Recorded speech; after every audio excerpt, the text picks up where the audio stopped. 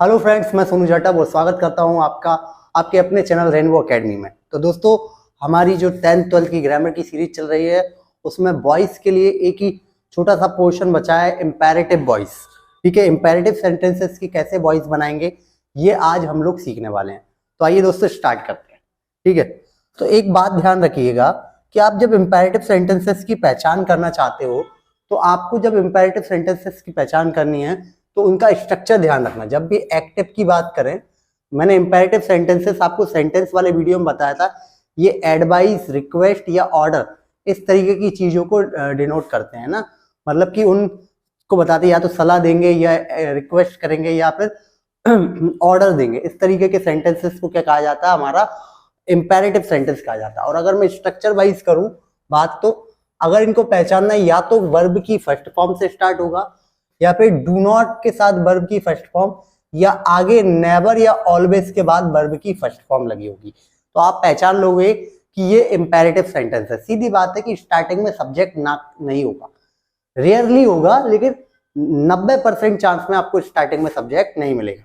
अगर मुझे इस तरीके के सेंटेंसेस का पैसिव वॉइस बनाना है तो आप क्या करोगे? सबसे शुरुआत में लगा दोगे लेट, फिर जो भी ऑब्जेक्ट है वो लगा दीजिएगा। ठीक है, जो भी ऑब्जेक्ट है वो लगा दीजिएगा। अगर डू नॉट लग रहा है तो नॉट लगेगा, नेवर होगा तो नेवर लगेगा, ऑलवेज होगा तो ऑलवेज लगेगा। अगर कुछ भी नहीं है तो डायरेक्ट आप ऑब्जेक्ट के बाद क्या लगाओगे? बी। ठीक है, वरना इन सबको लगाने के बाद बी लगाओगे, थर्ड फॉर्म लगाओगे और उसके बाद जो भी पार्ट ऑफ सेंटेंस बचा हुआ है वो वैसा का वैसा। तो देखिए दोस्तों, आज हम लोग इसको बना के दिखाते हैं। ठीक है, तो पहला सेंटेंस है कि पोस्ट द लेटर। आपको सीधा देगा चेंज द वॉइस। आप पहचानिए भाई एक्टिव है कि पैसिव है या फिर किस तरीके का सेंटेंस है। तो आपने देखा कि वर्ब की फर्स्ट फॉर्म से स्टार्ट हो रहा है, यानी ये एक तरीके का ऑर्डर टाइप का है। ठीक है, तो हमें क्या करना है कि भैया ये हमारा एक इंपेरेटिव सेंटेंस है, हम पहचान गए। तो हमारे को कैसे बनाना पैसिव वॉइस? पहले क्या लगाओगे आप? लेट। पहले क्या लग जाएगा आपका?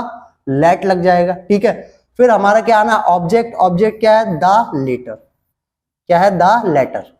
ठीक है, लेट द लेटर। ठीक है, अब क्या नॉट, डू नॉट लग रहा है? नहीं है, नेवर भी नहीं है, ऑलवेज भी नहीं है, तो डायरेक्ट क्या लगा दोगे आप? बी।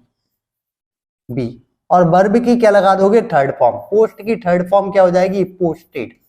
तो let the letter be posted, यानी पत्र को पोस्ट किया जाए। ठीक है, तो ये कितना आसान है, आप लोगों ने देखा इसका पैसिव वॉइस बनाना। एक दो एग्जांपल और लिख लेता हूं मैं। जैसे सपोज दैट मैंने ये लिखा open the door. Open the door. ठीक है, यानी दरवाजा खोलो। नॉर्मली डायरेक्ट वर्ब की फर्स्ट फॉर्म में आ गया। ठीक है, इसका पैसिव कैसे बनाओगे आप? सिंपल है पैसिव बनाना। पहले क्या लगा दोगे आप? लेट। तो सबसे पहले क्या लगा दिया आपने? लेट लगाया। उसके बाद हमारा ऑब्जेक्ट क्या है? डोर। और डोर के साथ जो भी आर्टिकल वगैरह होता है ऑब्जेक्ट के साथ, वो पहले ही आ जाता है साथ में। तो let the door. Let the door. अब देखो, ना ही नॉट लगा है, ना ही नेवर है, ना ही ऑलवेज है, तो डायरेक्ट क्या लगाओगे आप? बी। और सॉरी, और वर्ब की क्या जाएगी? Third form, open. ठीक है, क्या जाएगी? ओपन। वर्ब की थर्ड फॉर्म। ये आसानी से बन गया। देखो कितना आसान है पैसिव वॉइस को बनाना। जैसे फॉर एग्जांपल मैं एक दो सेंटेंसेस और ले लेता हूं, ठीक है, आपकी प्रैक्टिस के लिए। जैसे मैंने ले लिया सेंटेंस एक कि डू नॉट टच इट, या डोंट टच इट भी बोलता है वो, डू नॉट टच इट। अब इसमें भी आपने देखा कि डू नॉट से स्टार्ट हो रहा है। ठीक है, किससे स्टार्ट हो रहा है? डू नॉट से स्टार्ट हो रहा है। ठीक है, तो आप क्या करोगे? पहले पैसिव वॉइस बनाने के लिए लेट लगाओगे। सबसे पहले क्या लगा दोगे आप? लेट लगा दोगे। ठीक है, उसके बाद क्या आना? ऑब्जेक्ट। ऑब्जेक्ट क्या है यहाँ पे? इट। लेट के बाद क्या आ गया? इट। ठीक है, अब क्या होगा? नॉट, नेवर या ऑलवेज में से क्या यूज हो जाएगा? क्योंकि डू नॉट में नॉट लग रहा है ना, तो नॉट आ जाएगा। फिर क्या लगा दोगे? बी।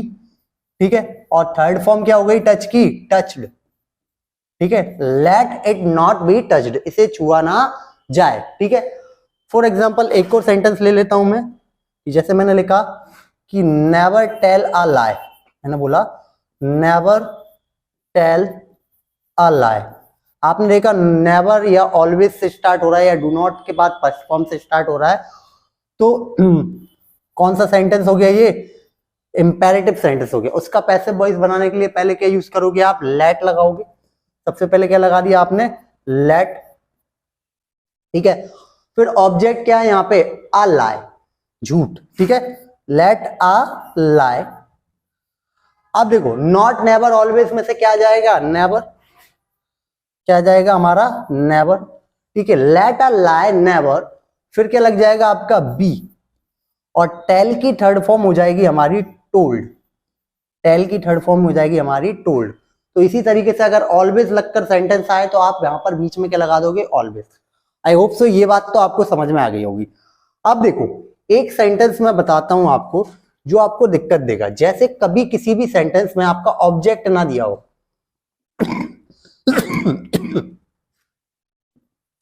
अगर किसी सेंटेंस में आपका ऑब्जेक्ट नहीं दिया, जैसे मैंने बोला गेट आउट, ये भी एक इंपेरेटिव सेंटेंस है, ऑर्डर दे रहे हो गेट आउट। तो देखो ये ना ही गेट को ऑब्जेक्ट बना सकते हैं ना ही आउट को ऑब्जेक्ट बना सकते हैं, और है तो ये इंपेरेटिव सेंटेंस, एक तरीके की फ्रेजल वर्ब है एज अ इंपेरेटिव सेंटेंस, ठीक है। मैंने बोला गेट आउट, कम इन, ठीक है। तो ये एक फ्रेजल वर्ब है लेकिन इंपेरेटिव सेंटेंस की तरह यूज हो रही है। यहां पर ऑब्जेक्ट नहीं है, तो जब ऑब्जेक्ट ना हो तो लेट वाला जो फॉर्मेशन है वो फॉलो नहीं करेंगे। इसकी जगह पर आप क्या यूज करोगे? यहां पर आगे भी मैं बताने वाला हूं इस चीज को। आप क्या करोगे? यू आर लगाओगे। यू आर, यू आर लगाने के बाद आप ये चेक करोगे कि सलाह दे रहा है, रिक्वेस्ट कर रहा है या ऑर्डर दे रहा है। तो आपने देखा कि यहां पर क्या दे रहा है? ऑर्डर दे रहा है। तो यहां पर क्या लग जाएगा? ऑर्डर्ड। क्या लग जाएगा? ऑर्डर्ड। फिर क्या लग जाएगा? टू। ऑर्डर्ड के बाद क्या लगा दोगे? टू। और जो भी सेंटेंस था वैसा का वैसा, गेट आउट, ठीक है। तो यही चीज मैं आगे बताने वाला हूं आपको थोड़ा डिटेल में, तो इस तरीके के सेंटेंस भी इसमें मैं इंक्लूड कर लूंगा, ठीक है। आगे देखिए जरा कि अगर किसी भी सेंटेंस में आपकी स्टार्टिंग किससे हो रही है? प्लीज या काइंडली से, तो उस प्लीज या काइंडली को आप हटा देंगे। उसके बाद लगाएंगे you are blank and to, ठीक है। इस ब्लैंक में क्या भरोगे? अगर सलाह है तो एडवाइस्ड, ऑर्डर है तो ऑर्डर्ड, रिक्वेस्ट कर रहे हैं, निवेदन कर रहे हैं तो रिक्वेस्टेड, और टू लगा के जो भी सेंटेंस की फर्स्ट फॉर्म है प्लीज काइंडली को हटाकर वो वैसी की वैसी लिख देंगे। जैसे मैंने बोला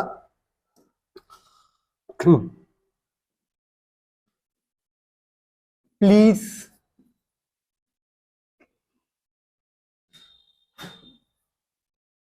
please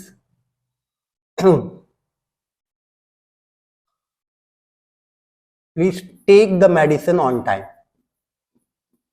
the medicine on time, on time. ये एक सेंटेंस ले लिया मैंने। अब आपने देखा कि यहां प्लीज या काइंडली से स्टार्ट हो रहा है, तो प्लीज स्टार्ट हो रहा है, तो आप क्या करोगे? इसको हटा दोगे। इसकी जगह पहले क्या यूज करोगे? यू आर,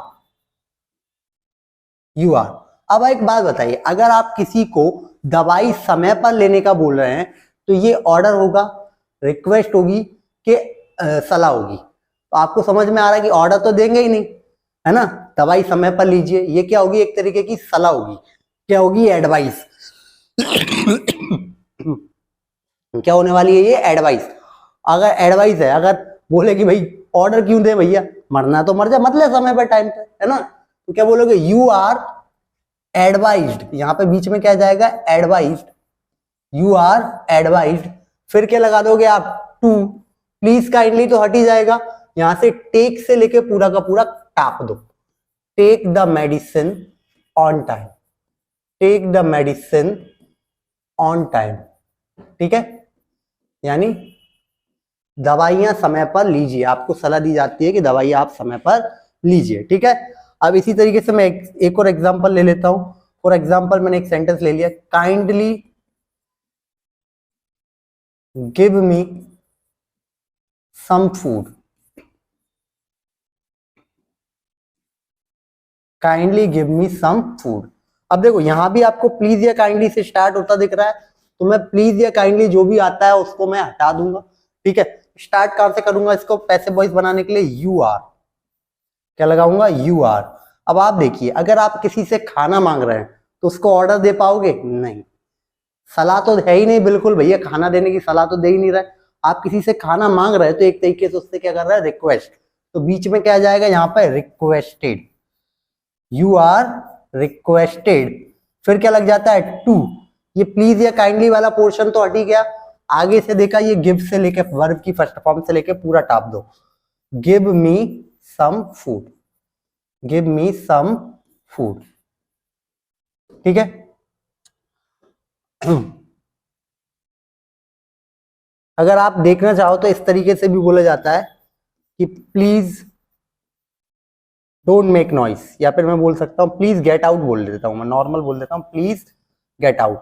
आप नॉर्मल गेट आउट लिखो या प्लीज गेट आउट लिखो, बनेगा वैसे ही।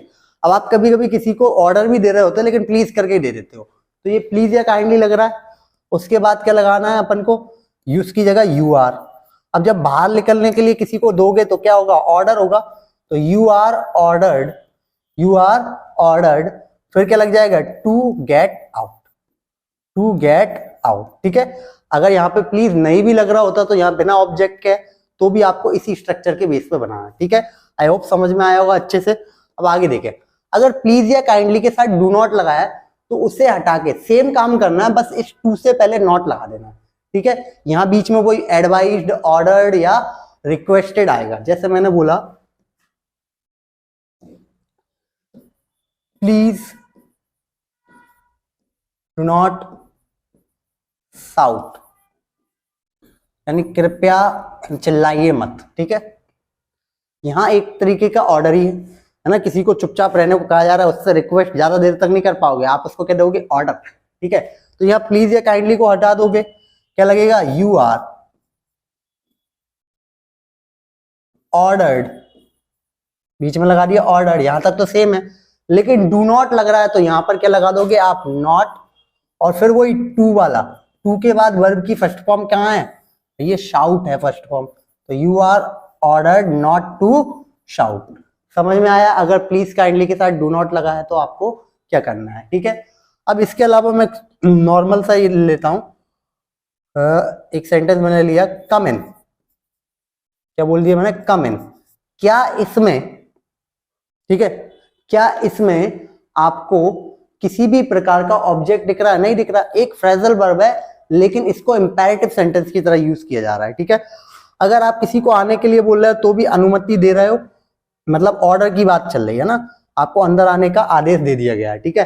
तो अब आप देखोगे क्या लिखोगे यहाँ पे, यू आर ऑर्डर। यहाँ पे रिक्वेस्ट भी हो सकती है, सिचुएशन पे डिपेंड कर रहा है ना, ठीक है। You are ordered,